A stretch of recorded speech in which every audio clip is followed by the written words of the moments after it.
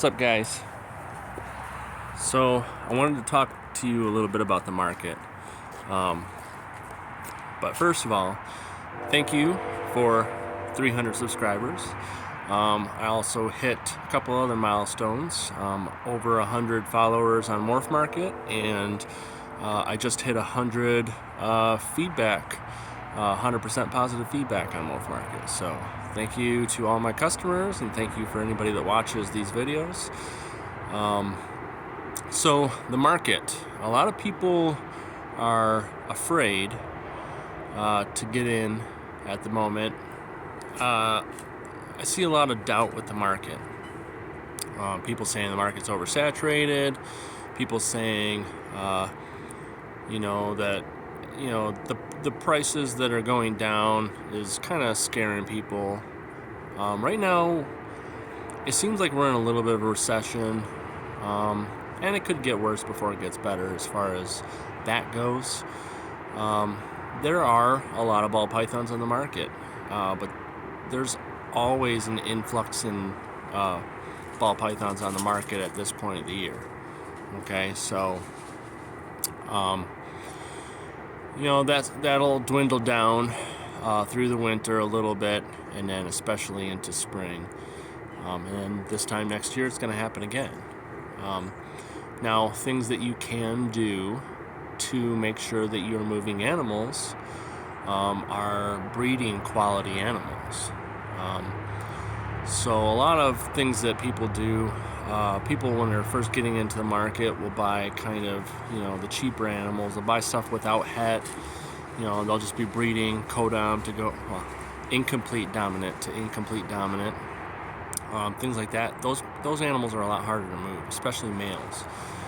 Where you'll breed het to het, and you're going for the visual, and that's all cool and everything, and you can do that, but if you're breeding visual to het or visual to visual, then you're going to make clutches where you actually can sell the animals.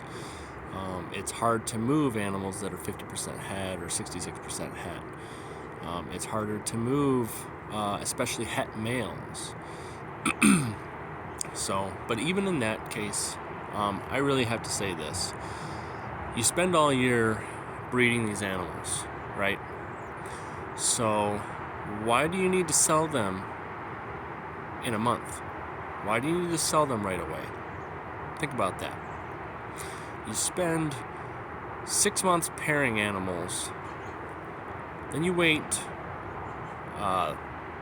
3 weeks for a shed, then you wait 30 days for eggs, then you incubate those eggs for 60 days. You spend all year breeding these animals, and then you want to just hurry up and sell out within a month or two? It's not really how this works. Okay, this is a business, and these animals are your inventory. You don't need to sell your inventory out and then have nothing to sell all year. What you need to be doing is you need to have inventory to sell all year long. You want to stay relevant. You want your Morph Market page to have animals all year round. Okay, so it's okay if an animal sits around for 6 to 8 months or even a year before it sells. This happens all the time.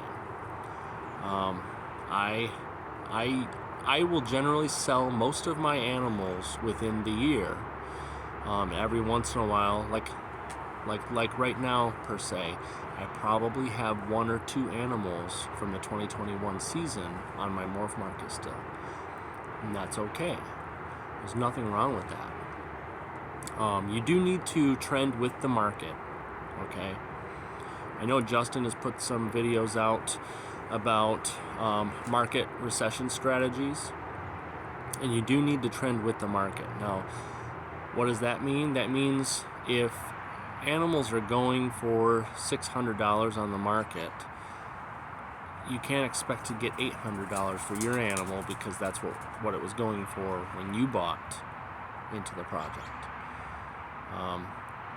So, case in point, January of 2021, I bought an Orange Dream Pied female for $700.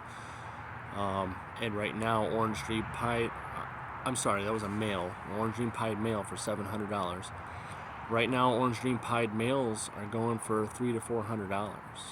Okay, so I have orange dream pied males sitting on the market at $300, and it takes time for them to move.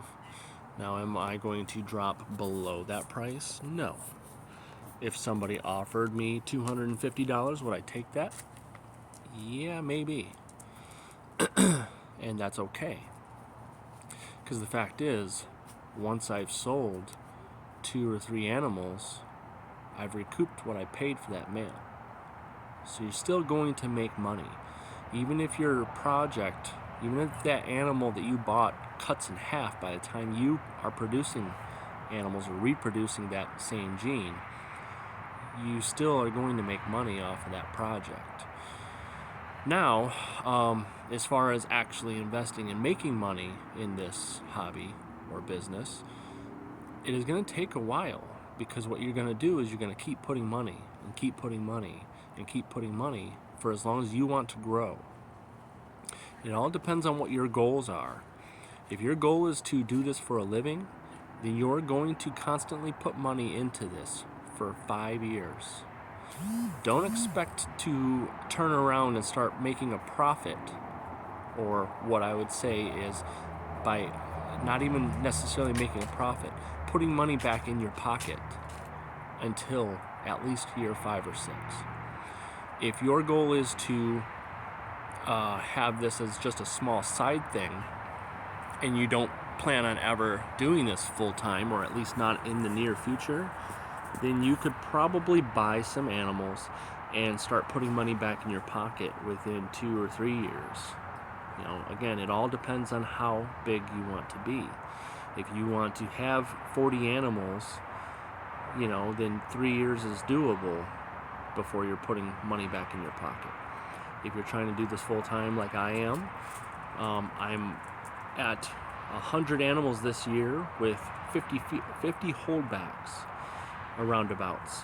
So think about that. I'm at year 5, and I'm keeping 50 holdbacks, and I've only got 100 animals between breeders and animals that I have purchased and growing up, or grow-ups from last year. So and I'm going to make decent money. So for instance, this year I've started finally putting money back in my pocket. And I will say this pool right here, this was financed with snake money. Okay. I did do some of my own work on this pool. This hard piping is done by me. Now, generator, this whole home generator, this has been financed with snake money.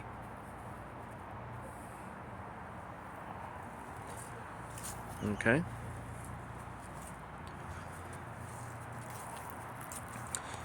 So this is where I'm at. I'm starting to finally this year put money back into my pocket.